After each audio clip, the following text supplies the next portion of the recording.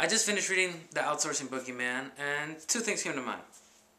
One, I hate economics. I took AP Micro and Macroeconomics, and it bored me to death. Like, God.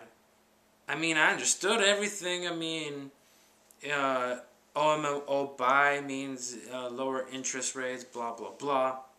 I can do the graphs and everything.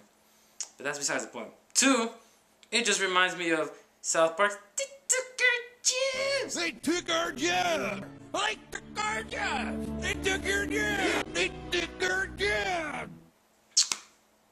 The main point is outsourcing. Outsourcing is not as bad as is portrayed in the media. It is.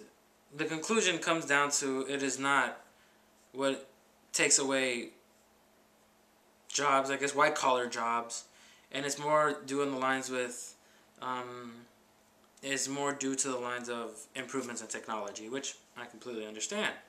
It's cool. I don't argue with it. Do not argue with it. And I guess I can relate to this because I remember back in the early 2000s, I had three uncles. Well, I still have them. They're not dead or anything. I had three uncles that worked for General Motors. One was lead supervisor for production, and the other two were assemblers. And I remember, like, around 2004, 2005, when they were starting to close down the General Motors in Doraville. I'm not familiar or sure how familiar you are with that General Motors, but when they started to close down, two of my uncles, the assemblers, got fired. While my other uncle, the supervisor, got transferred to another one, I think in Arkansas? Somewhere around there. And both of my uncles were mad. They actually, honestly, they didn't talk to my other uncle. They didn't talk to him. They hated him. I think they still hate him to this day. Anyways, but as a tiny, well, not tiny, I was probably, what? I was in the 6th, 7th grade. I didn't completely understand it. Now I do. I mean, improvements in technology means less human labor needed, cheaper. I mean, you only have to pay to maintain the machine. Plus, machines are more accurate to a certain extent.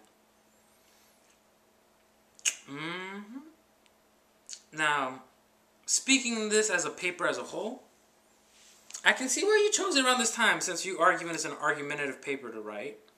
And this is a perfect argumentative paper. Well, not, I guess not. I won't say perfect because I don't know what perfect is. But to me, it's a really good argumentative paper. One, he lists what outsourcing is and what it does, and he even says what his people.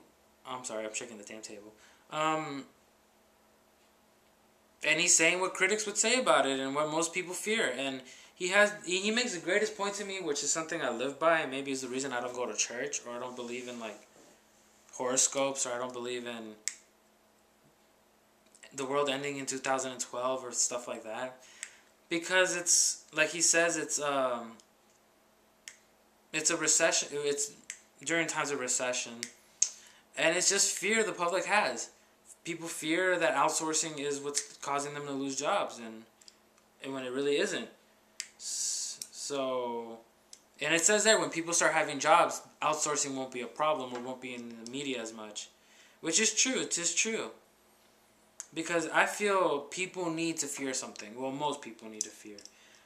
When people have fear, and politicians take advantage of this, and so do companies and a lot of people, churches and other people, take advantage of people's fears. And I need to start saying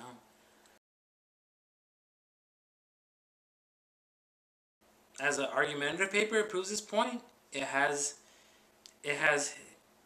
his facts and his what Dresner is trying to prove. He has his critics and opposition. He has where it stands political, economical, and cultural standpoint, to be honest. Because he talks about all these different movements coming up and, like, all these different, I guess, unions. Not really unions, but, like, organizations, I guess, to preserve white-collar jobs. But he points out clearly it's more manufacturing. And I feel, and I feel his greatest point is more of outsourcing. Yeah, there's like jobs that are cut, but there's jobs that come in. So it stays in a perfect balance, or even more. Like maybe 2,000 jobs are cut from manufacturing, but there's like 4,000 more jobs for other like engineering or software development, etc. I mean, in the end, everyone's just trying to make money and be rich, I guess.